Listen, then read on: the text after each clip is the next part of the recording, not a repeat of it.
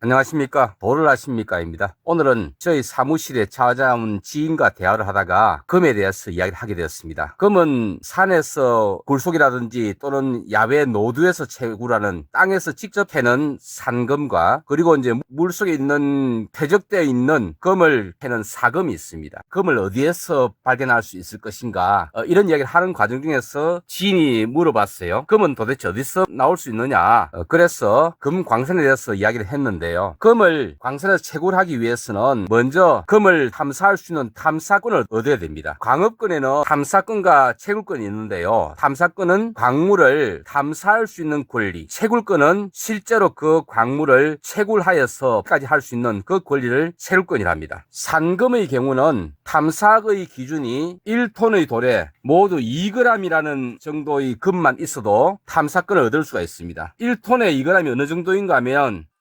100만 분의 2입니다. 사금은 1톤에 1g이면 됩니다.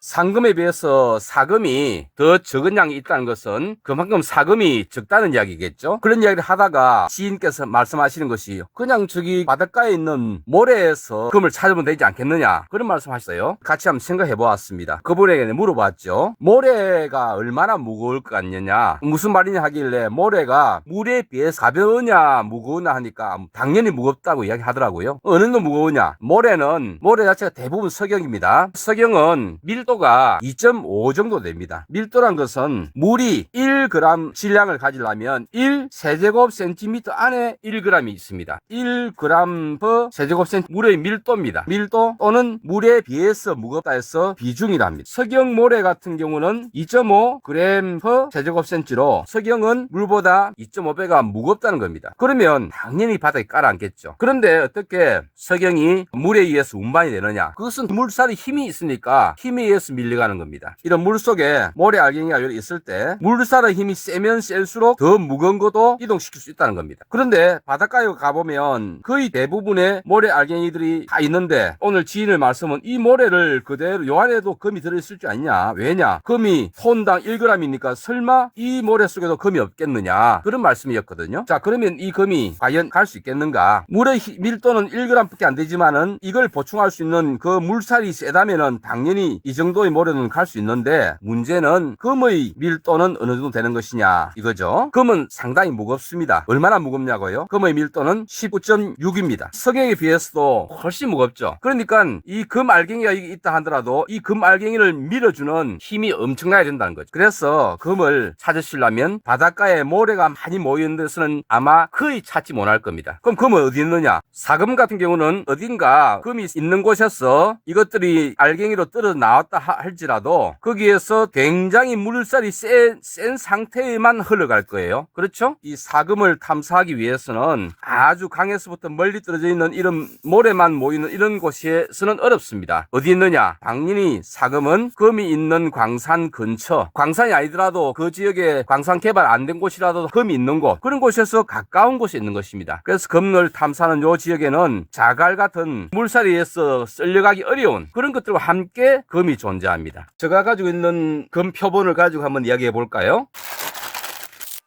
이걸 무엇이라 생각하십니까? 색깔은 금색을 띠면서 아주 화려하고 예쁜 이게 금이 아닐까 싶죠? 이것이 금이 아닌데 금 같게 보인다 해서 바보금이라 했던 황철성입니다.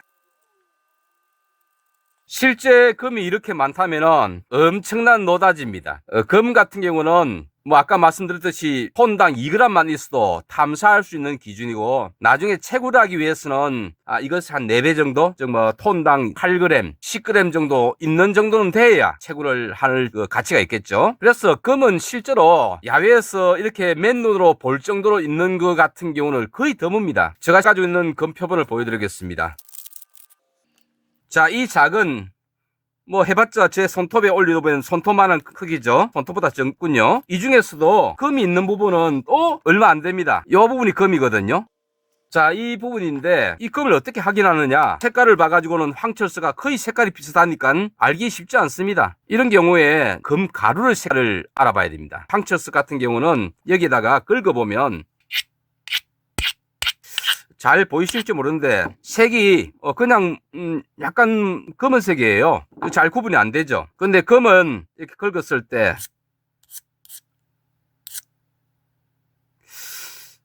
잘 보이진 않겠네요. 금 가루가 이제 끓기 나오는 모습을 볼 수 있거든요.